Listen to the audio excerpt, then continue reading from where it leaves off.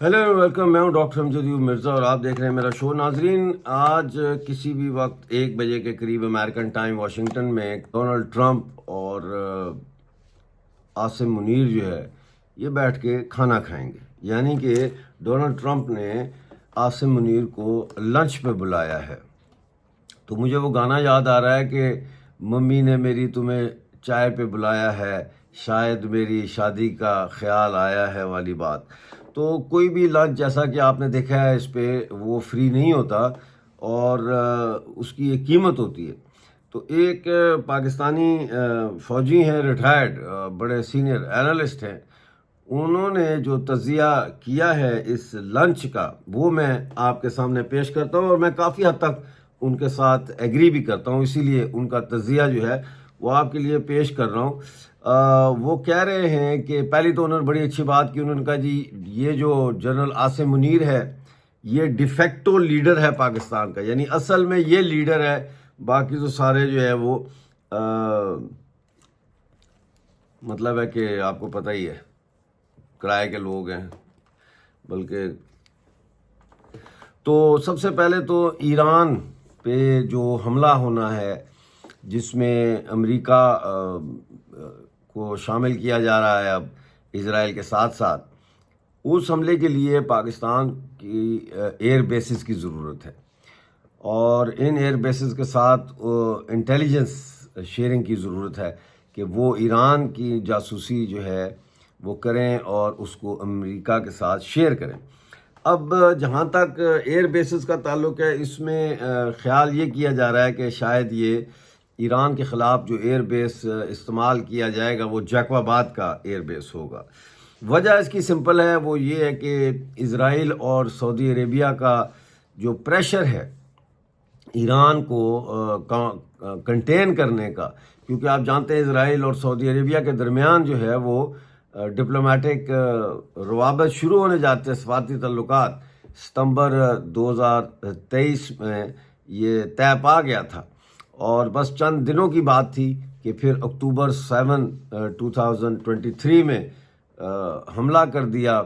Hamas نے اسرائیل پہ، اور وہاں سے پھر یہ جنگ شروع ہوئی غزہ کی، اور وہ اب پھیلتے پھیلتے جو ہے ایران پہنچ چکی ہے۔ تو ایک تو یہ پریشر ہے، اور دوسرا جو ہے ٹرمپ جو ہے اس کو جو ہے وہ کھجلی ہو رہی ہے کہ میں رجیم چینج کروں، تہران میں سرکار چینج کروں کسی بھی طریقے سے۔ اور ظاہر ہے انہوں نے اپنے جو مورے ہیں وہ تیار کیے ہوئے ہیں کہ کس کو کہاں فٹ کرنا ہے انہوں نے، اگر ایران میں یہ جو ملاؤں کی سرکار ہے یہ ختم ہو جاتی ہے۔ اب سوال یہ ہے کہ کیا پاکستان جو ہے وہ امریکہ کا جو یہ خواہشات ہیں ان کو پورا کرنے کے لیے تیار ہوگا؟ جو تجزیہ نگار ہیں وہ کہتے ہیں کہ مے بی، شاید، لیکن خاموشی کے ساتھ۔ وہ کہہ رہے ہیں کہ پاکستان جو ہے وہ ایران کے ساتھ اپنے تعلقات جو ہے ان کو بالکل ہی جو ہے نا وہ نظر آتش نہیں کر سکتا۔ تو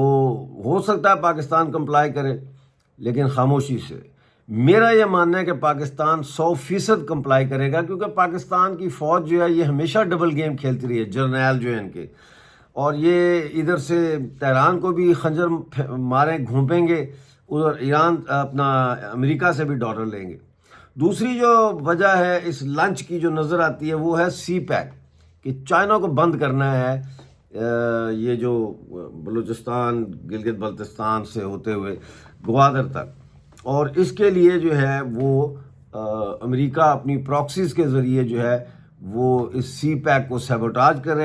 کرے گا، اور اس میں وہ پاکستانی فوج کو کہے گا کہ آپ دوسری طرف دیکھیں۔ وجہ صرف یہ ہے کہ گوادر کی وجہ سے چائنا کا جو ہے وہ اس کے پاؤں جم جاتے ہیں بحیرہ عرب میں، ٹھیک ہے، عریبین سی میں، اور امریکہ یہ کسی قیمت پہ بھی امریکہ کو یہ چیز قابل قبول نہیں ہے۔ حقیقت کیا ہے؟ ایسا ہوگا؟ مسئلہ یہ ہے کہ یہاں پہ بڑی ایک سچویشن نازک سی بن جاتی ہے، کیونکہ پاکستان چائنا کو کھلے عام دھوکہ نہیں دے سکتا، مطلب ہے وہ یہ کر سکتا ہے کہ امریکہ سے ڈالر لے کے اپنی پراکسیز کے ذریعے وہاں پہ گڑبڑ کر کے سی پیک کو ڈیلے کریں، سی پیک کو سیبوٹاج کریں، لیکن اوپنلی میں نہیں سمجھتا کہ پاکستان جو ہے وہ اوپنلی سی پیک کو ریپ اپ کرے گا یا بند کرے گا۔ پھر جو ہے وہ امریکہ جو ہے عاصم منیر سے ڈیفینیٹلی بات کرے گا ریئر ارتھ منرلز پہ، یعنی معدنیات کے اوپر، جس میں پاکستان میں آپ کو پتہ یہ لیتھیم ہے جو بڑا امپورٹنٹ ہے، کیونکہ یہ جو الیکٹرک کارز ہیں ان میں موبائل فون ان سب میں یہ استعمال کیا جاتا ہے۔ پھر وہاں پہ تانبا ہے، اور پھر وہاں پہ سونا ہے، اور امریکہ کو یہ سب چاہیے۔ ٹرمپ کی یہ کوشش ہے کہ عاصم منیر کے ساتھ مل کے چائنا کی جو سپلائی چین ہے اس کو سیبوٹاج کرے، ان سپلائی چینوں کو جو ہے وہ بند کرے۔ کیا پاکستان اس پہ راضی ہوگا؟ میرا خیال ہے کہ راضی ہو جائے گا، اگر آئی ایم ایف جو ہے اس کے قرضے ملتے رہیں، اور بلکہ یہ قرضے بڑھتے رہیں اور ان کی سود جو ہے انٹرسٹ ریٹ وہ تھوڑا کم ہو جائے، یہ نیگوسیشنز ہوں گی۔ دوسرا ایک جو کرپٹو کرنسی کے حوالے سے ہے، مجھے ذاتی طور پہ کرپٹو کرنسی کے بارے میں اتنی سمجھ بوجھ نہیں ہے، لیکن جو ہمارے دوست ہیں ریٹائرڈ فوجی، انہوں نے یہ لکھا ہے کہ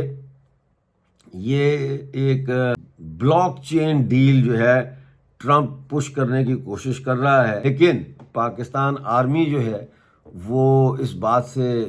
بڑی نفرت کرتی ہے کہ انہیں پپٹ سمجھا جائے، انہیں کٹھ پتلی سمجھا جائے۔ تو بہرحال اگر آپ کو اس کے بارے میں لبرٹی، کرپٹو اور ان چیزوں کے بارے میں زیادہ جانکاری ہے مجھ سے، تو آپ کمنٹ باکس میں پلیز ضرور لکھ کے بتائیں اور مجھے بھی سمجھائیں۔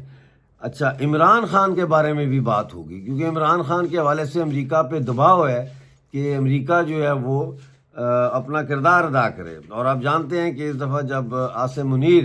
امریکہ پہنچے